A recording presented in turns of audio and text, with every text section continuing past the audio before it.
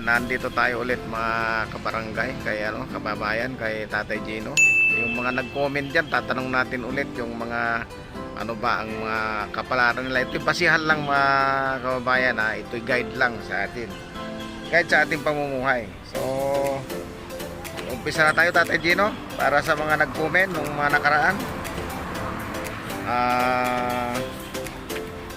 Ito yung mga naunang ano. Ito si Rodel Prado. June 26, 1978.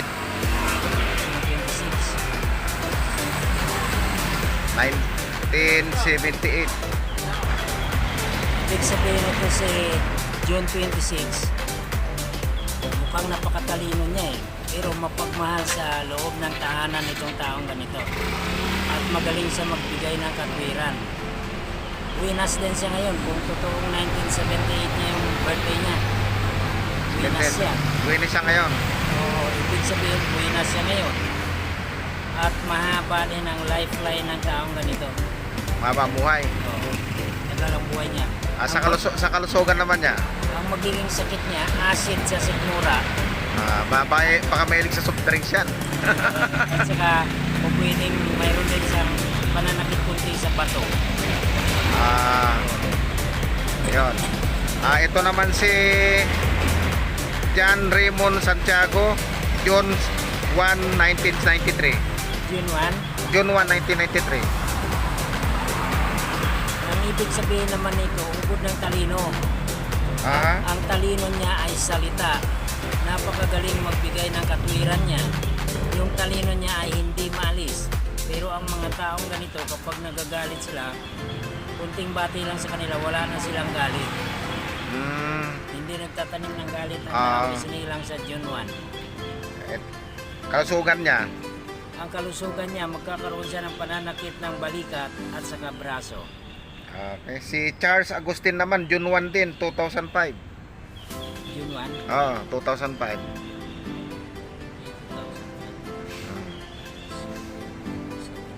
Kapag humahanap siya ng pera, napakadali niya magkaroon ng pera. Pero yung pera na yun, nagagastos din kaagad. Kailangan maghigpit siya. Maging maingat sa paggastos. Pero yung tao na yun, mahaba yung buhay niya. Yung kalusugan niya. Ang kalusugan niya, paninikip ng dibdib. Maranasan niya, akala niya may sakit siya sa puso, pero wala. Pero dito rin sa bandang likod, maranasan siya ng pananakit, kunti sa likod. Okay, si Choi by Django, February 15, 1992. Napakagaling daw magtrabaho ito. Mahusay mahusay magtrabaho. Aha. At kapag nakikipagkaibigan siya, tapat na tapat siyang kaibigan. Pero huwag lang awayin kasi tatapang siya Tapang siya. Tatapang siya pag inaway natin. Yan ang ibig sabihin niya. Kalusugan. Ang kalusugan niya, magkakaroon siya ng nearsighted. Nearsighted. Pero uunlad siya sa pagtatrabaho. Uunlad siya sa pagtatrabaho. At mahaba din yung buhay niya. Wala na siya ibang sakit. Nearsighted at saka dito. Sa kidney. Yun. Related sa kidney. Sa banda sa pay, turo mo at Tatay Gino sa banda sa tiyan niya. Dito. Yun nga yata sakit niya ngayon. Kasi Kung mahaba buhay yun. mahaba rin buhay niya. Ingat lang siya. Si Patrick Pahermo, January 31, 1988. Ang January 31 naman, parang namimili siya ng kaibigan.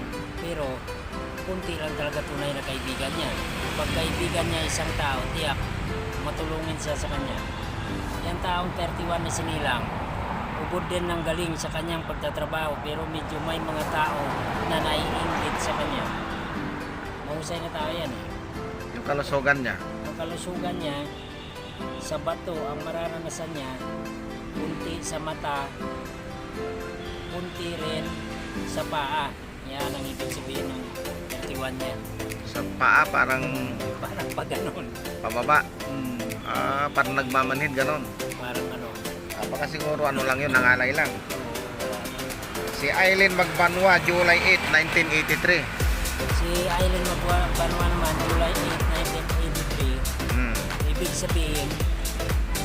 gusto niya, stable yung tahanan niya. Napakagaling sa loob ng tahanan. Pero may mga opposition din sa kanya doon sa tahanan na yun. Basta gusto niya, maganda yung tahanan niya, mapagmahal kasi siya doon. Bibigyan niya ng protection yung mga tao sa loob ng tahanan na yun. Ang magiging sakit niya, acid din sa sikmura. Aha. Yan din. Ito si Ricardo Pahirmo, August 11, 1989. Ang August 11, ito'y prangka na tao. Prangka siya. Ah. Pero yung tao na yan, mahusay makisama bilang kaibigan. Dadami din ang kakilala niya. Marami rin yung umaasa sa kanya para tulungan niya. Pero yung tao na yan, ibang klase, magaling din siya makisama bilang kaibigan at prangka din siya. Ang magiging sakit niya ay pinanakit sa likod. Yun lang. Yun lang. Oo. Si John Birik Pahirmo, December 13, 1981. 13. Oh, December 13. Ang December 13 naman, ibig sabihin, kunti din ang totoong kaibigan niya.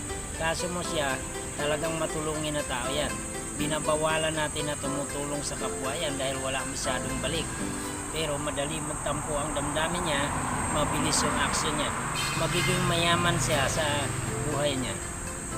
Magiging mayaman siya dahil wala naman Sagittarius na hindi yumaman.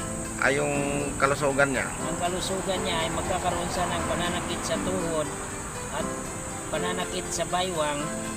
Pero kapag nag-exercise siya, wala. Hindi siya magkakasakit. Exercise ang gamot. Itong si Renz Revito, May 27, 2012. 27. Oh. Ang May 27 daw, year 2004, 2012. 2012. Talagang batang yan. Bata pa. Oh. Ibig sabihin nito, yung katalinuhan niya, magagamit niya habang tumataas ang kanyang edad. Pero mahirap awayin ito dahil tataas yung pride niya. Pero madali din mawala yung pride niya. Ibig sabihin naman ang magiging sakit niya, weak lungs. Weak lungs, yung parang paghina ng baga. Ah. Yun. Tapos kunti sa braso. Yan. Yung talino niya hindi maalis hanggang sa pagtanda ng edad. Haba din ang buhay niya. Si ano naman, Alaysa Revito, October 8, 2013. Bata pa to. 2013. Ah. Ang October 8 year 2013 naman, napakatalino, alam niya yan, dapat kapag nag-aaral siya, ang tutunan niyang kurso, puro pantao lang, pantao. So ibig sabihin, makakarating pa nga sa ibang bansa. Oo. Taong isinilang dito. Ibig sabihin, mayroon tagatulong sa kanya na may kaya sa buhay. Ibig sabihin, darating ang panahon, Ah. may tagatulong sa kanya na may kaya sa buhay yung tutulong sa kanya. Pero siya daw magkaroon ng UTI. Aha.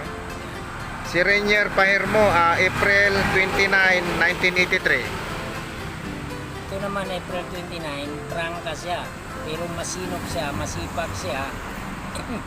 Kapag mayroon siyang inumpisahan gawain, tiyak na tatapusin niya.